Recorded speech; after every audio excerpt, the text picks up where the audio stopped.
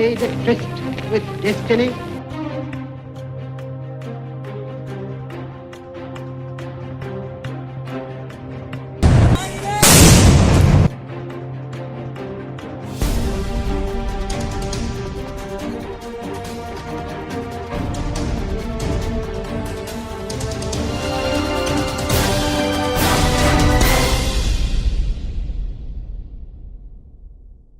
नमस्कार, media vigil में आपका स्वागत है। आज है 23 मार्च 2021 और क्या है आज की तारीख की मुल्क की तारीख में अहमियत यह है कि आज ही के दिन शहीद आज़म भगत सिंह को फांसी दी गई थी। भगत सिंह, राजगुरु और सुखदेव का आज शहीदी दिवस है और 90 साल पूरे हो गए इस शहादत को। और इस मौके पर हम लेकर आए हैं आपके लिए अपना खास शो जो अब से हर हफ्ते आया करेगा मीडिया विजिल पे, जिसका नाम है मुल्क। सवाल यह है कि हमने इसका नाम मुल्क क्यों रखा। कौन है मुल्क, क्या है मुल्क। सोचिए कि कोई ज़मीन का टुकड़ा हो, बहुत बड़ा, हिंदुस्तान जितना बड़ा या उससे भी बड़ा, और वहाँ पे कोई भी ना रहता हो, तो क्या वो मुल्क होगा? नहीं होगा। सोचिएगा इस पे। तो मुल्क कौन है? मुल्क वहाँ के रहने वाले लोग हैं, देश, नागरिक, आप, मैं और हम सब। तो आज से हम कहना शुरू करेंगे मुल्क की कहानी। मुल्क की कहानी जिसमें इतिहास है कि क्या हुआ था और क्या हो रहा है और क्या हो सकता है। ये है आइडिया हमारे इस नए शो का, जिसका नाम है मुल्क। तो आज हम शुरू करते हैं मुल्क की कहानी और बात करेंगे 100 साल के फेरे की। जी हाँ, आज की कहानी है 100 सालों की कहानी। कौन से 100 साल आप भी सोच रहे होंगे, बताते हैं आपको। शुरू करते हैं कहना ये कहानी और सोचते हैं कि क्या 100 साल बाद किसी फिल्म की रील की तरह सब कुछ रिवाइंड होने लगा है। तो आज से 100 साल पहले साल क्या रहा होगा?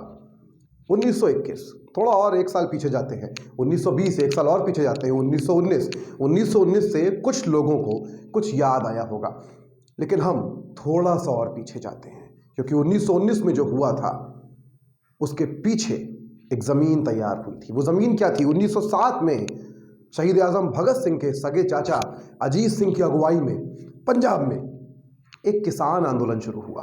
3 कृषि कानून आए थे अभी की तरह, और इस पे हम एक शो भी कर चुके हैं, एक स्पेशल एपिसोड हमारा है, आप देख सकते हैं। तो हुआ क्या? सरकार को, ब्रिटिश सरकार को झुकना पड़ा, कानून वापस लेने पड़े, लेकिन वहाँ से इस मुल्क में एक विद्रोह की ज़मीन तैयार होती है और उस विद्रोह से सरकार घबरा जाती है, क्योंकि 1907 के किसान आंदोलन की यादें उसको ताज़ा होती हैं। होता क्या है?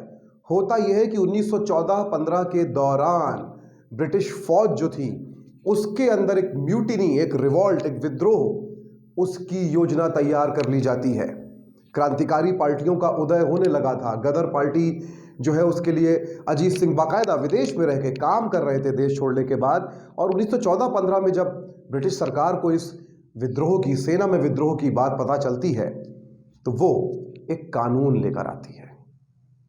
क्या था वो कानून, बताते हैं। और उस कानून के बाद क्या हुआ, कैसे कड़ियाँ जुड़ती हैं 100 साल पीछे की 100 साल बाद से, वो भी आपको बताते हैं। तो बंगाल और पंजाब ये 2 सूबे थे, 2 राज्य थे जहां पर क्रांतिकारियों ने अपनी गतिविधियां बढ़ा दी थी, एक्टिव हो गए थे। आज की सरकारी भाषा में कहें तो उसको वो कोई स्लीपर सेल भी कह देगा, जाहिर सी बात है। तो लेकिन हो क्या रहा था, इससे सरकार घबरा गई। खासतौर पे जब म्यूटिनी यानी कि सेना में विद्रोह की खबर सरकार को मिली, तो सरकार, ब्रिटिश सरकार घबरा गई। और एक और महत्वपूर्ण बात कि प्रथम विश्व युद्ध जो है वो भी शुरू हो चुका था। तो आर्थिक मोर्चे पर भी ब्रिटिश सरकार बहुत मुश्किलों से जूझ रही थी और युद्ध के मोर्चे पर भी थी।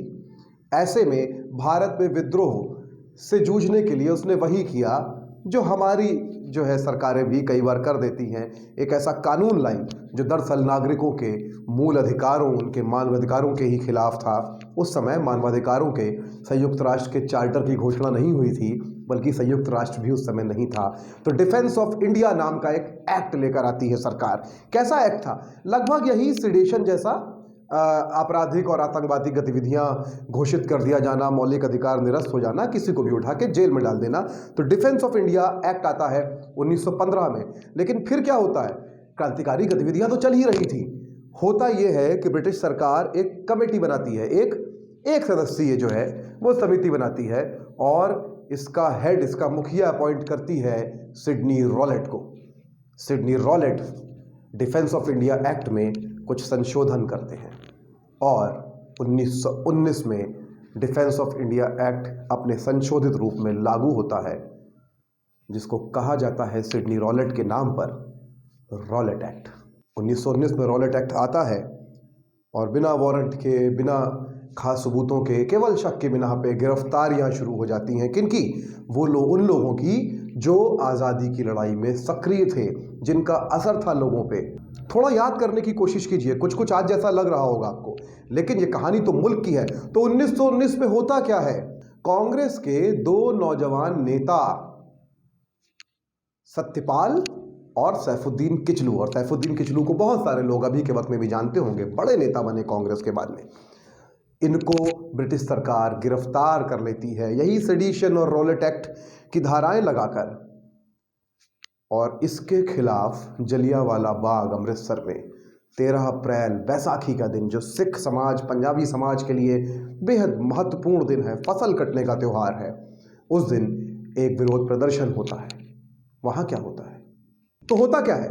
होता यह है कि जलियांवाला बाग में हजारों लोग इकट्ठा होते हैं इन गिरफ्तारियों का और रॉलेट एक्ट का, इस काले कानून का विरोध करने के लिए। वैसा ही काला कानून जैसा आजकल हम कुछ यूएपीए देख रहे हैं, और जनरल डायर, पंजाब का लेफ्टिनेंट गवर्नर, गुरखा राइफल्स, 54वीं सिख और 59वीं सिंध बटालियन के साथ वहां पहुंचता है। और शाम को 5:30 बजे वो प्रदर्शनकारियों पर, निहत्थे प्रदर्शनकारियों पर गोली चलाने का आदेश दे देता है।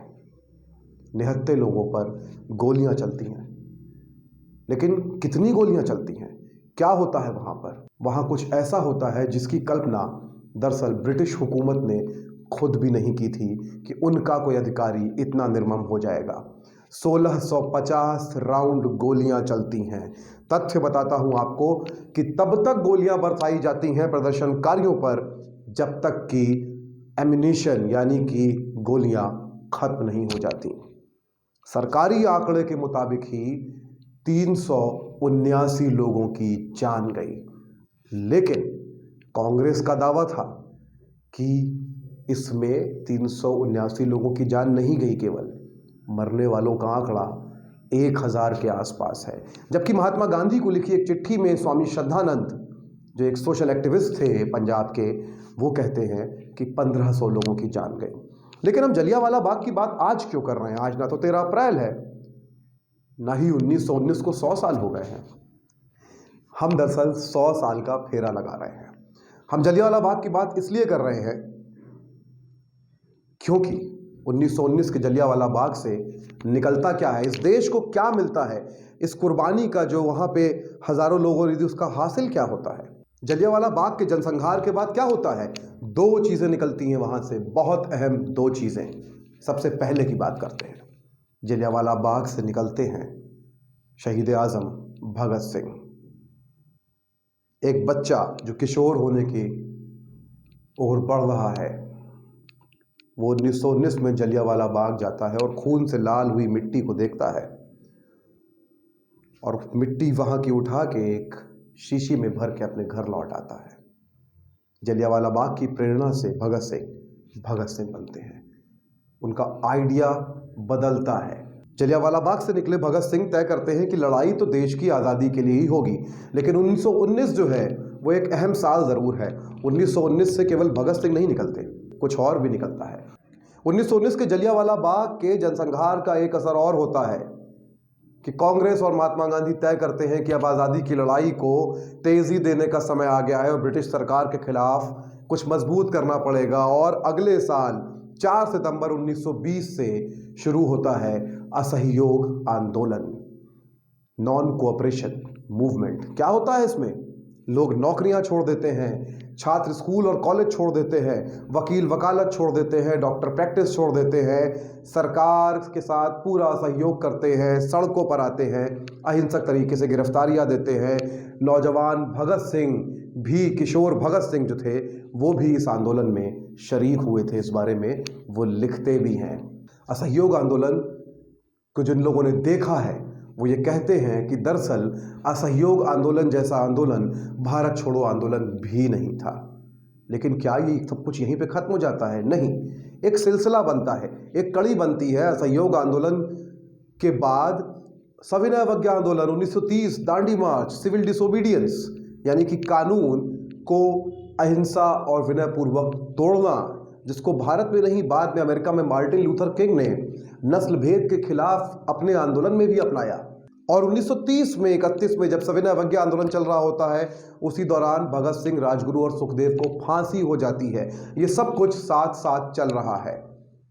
भगत सिंह की फांसी के ठीक पहले कांग्रेस के अंदर जो माहौल बनता है, भगत सिंह की अदालत में जो पेशियां थी, वहां पे भगत सिंह और उनके साथी जो कुछ कह रहे थे, कांग्रेस के अंदर माहौल बनता है और कांग्रेस लाहौर में रावी नदी के किनारे अपने अधिवेशन में 26 जनवरी 1930 को पूर्ण स्वराज की मांग करती है।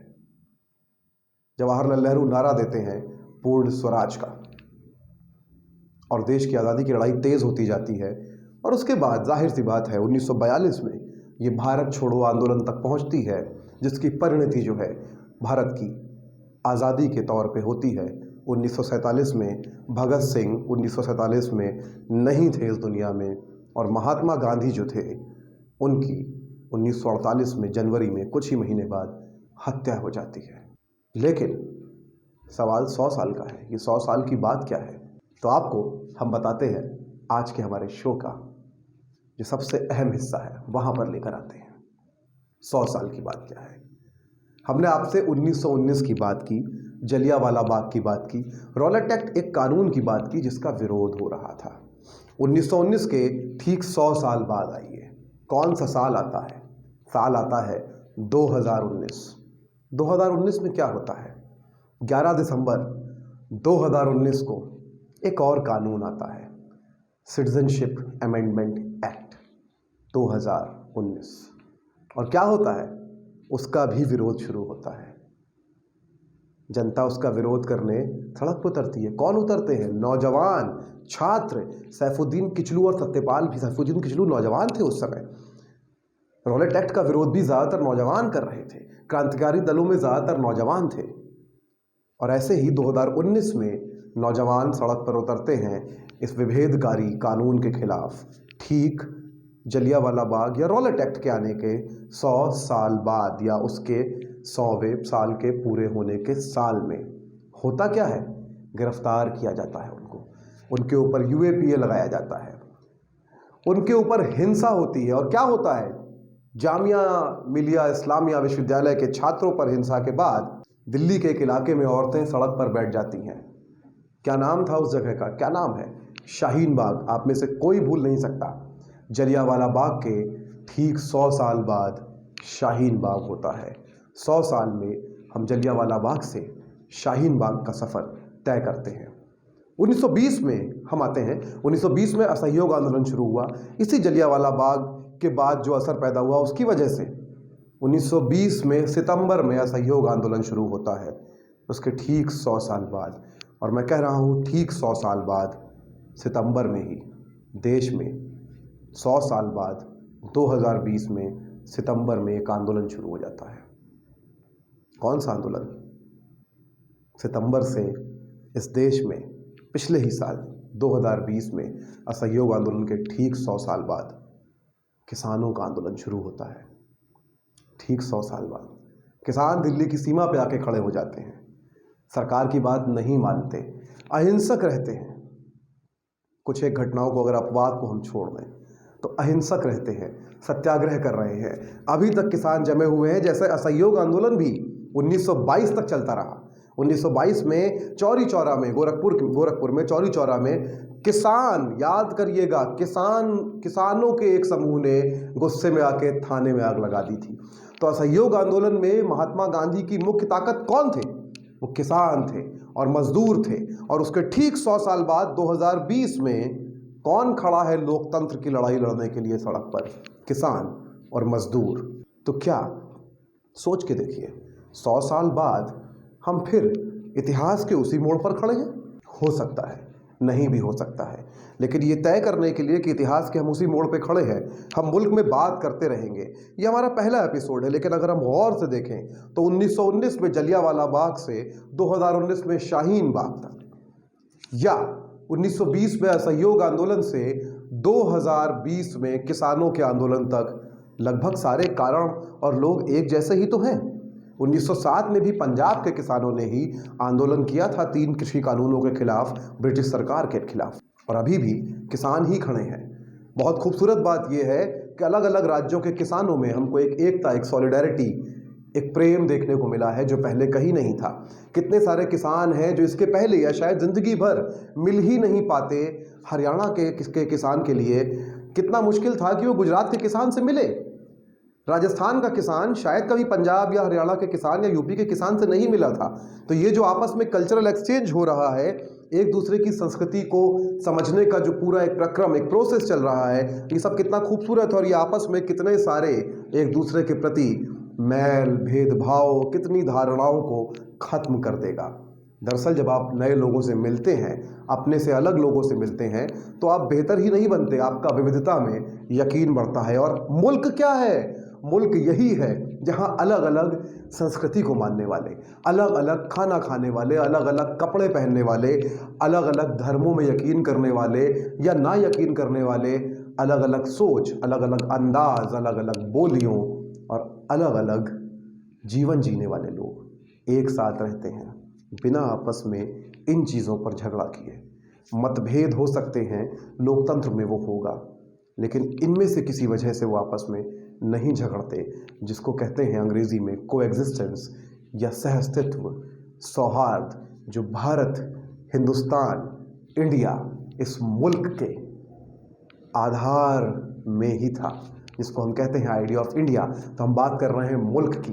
क्या हमने, सोचिए, आप भी सोचिए, क्या हमने 100 साल का एक फेरा तय कर लिया है और हम वापस वहीं आ गए हैं 2019 के पहले 1919 से, यानी कि 1919 से 2019 और 1920 के असहयोग आंदोलन से 2020 के किसान आंदोलन तक। लेकिन याद रहे, ये प्रक्रम यहीं खत्म नहीं हुआ था। 1920 के असहयोग आंदोलन के बाद सविनय अवज्ञा भी हुआ था, दांडी मार्च भी हुआ था, क्रांतिकारी दल अपनी गतिविधियों में लगे हुए थे, और 1947 में आज़ादी मिलने के पहले भारत छोड़ो आंदोलन और तमाम और इस तरह के छोटे बड़े आंदोलनों में कितने ही लोगों ने कुर्बानियाँ दी थी। भगत सिंह कहते ही हैं कि कुर्बानियों के बिना देश नहीं बनता, बल्कि देश आज़ाद होने के बाद गांधी को भी कुर्बानी देनी पड़ी। और आज अगर हम देखें तो आज़ादी की उस लड़ाई की तरह, 1919 की तरह, कितने ही नौजवान हैं, युवतियाँ हैं। अगर हम देखें आज तो आज़ादी की उस लड़ाई की तरह, 1919 के रोलेट एक्ट की तरह, कितने ही नौजवान, नवयुवतियाँ, कितने नौजवान लड़के लड़कियाँ हैं जो यूएपीए जैसे कानूनों के तहत जेलों के पीछे, जेलों के सीखचों के पीछे डाल दिए गए हैं। पर यकीन मानिए, ये अभी मुश्किल ज़रूर दिख सकता है, पर मुल्क, बेहतर मुल्क हमेशा इन कुर्बानियों से, इन आंदोलनों से और इन लड़ाइयों से बनता है। तो 1919 और 1920 के 100 साल बाद इतिहास के एक चक्कर लगाकर वहीं पहुंच जाने और हमारी पीढ़ी को वहीं खड़ा कर देने जहां पे शायद वो पीढ़ी खड़ी थी, के मौके पर, भगत सिंह की शहीदी दिवस पर, हम आपको, इस देश की जनता को, यानी कि सादी भाषा में कहें तो मुल्क को समर्पित करते हैं हमारा ये नया शो, साप्ताहिक शो मुल्क। इस वीडियो को हर हफ्ते आप हमारे YouTube चैनल पर भी देख सकते हैं। हर हफ्ते हमारे Facebook पेज पर भी ये वीडियो अपलोड होगा। आप इसको शेयर करें, हमारे चैनल्स को, YouTube और Facebook के चैनल्स को सब्सक्राइब करें, फॉलो करें, शेयर करें, ज़्यादा से ज़्यादा लोगों तक पहुँचाएँ, जिससे कि हम सोचें कि अगर इतिहास ने हमें खड़ा कर दिया है किसी ऐसे मोड़ पे ला के वाकई, तो हमें क्या करना है? अपने घरों में पड़े पड़े आराम करना है कि दरअसल लोकतंत्र को बचाने की लड़ाई में हिस्सा लेना है। आप mediavigilindia@gmail.com पर हमको ईमेल कर सकते हैं, लेकिन याद रहे हमारा साथ ज़रूर दें, हमारे पेज पर, हमारी वेबसाइट पर www.mediavigil.com पर आपको हमारी आर्थिक मदद करने के लिंक्स भी मिल जाएंगे। आप आर्थिक मदद करेंगे तो हम ऐसा ही साहसी काम करते रहेंगे। फिलहाल आज इस शो में इतना ही।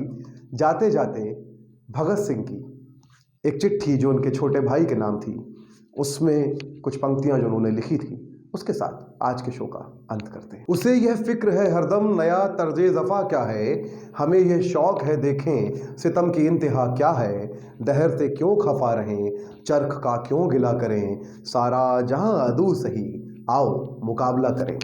कोई दम का मेहमा हूँ ए अहले महफिल, चरागे सहर हूँ बुझा चाहता हूँ, हवा में रहेगी मेरे ख्यालों की बिजली, ये मुश्त खाक है फ़ानी रहे रहे न रहे। तो हमारे उन पुरखों के नाम, भगत सिंह के नाम, नेहरू के नाम, सुखदेव के नाम, राजगुरु के नाम, चंद्रशेखर आज़ाद के नाम, महात्मा गांधी, सरदार पटेल, मौलाना अबुल कलाम आज़ाद, अशफाक उल्लाह खान और उन तमाम लोगों के नाम जो आज़ादी के बाद आंदोलनों में शहीद हुए, जो आज जेलों की सलाखों के पीछे बंद हैं, उनके नाम हर हफ्ते लेकर आएंगे। हम बात करेंगे एक ऐसे ही किसी मुद्दे पे, समझेंगे कि मुल्क क्या है और कैसे बन सकता है। हमारे इस खास शो में मुल्क। शुक्रिया।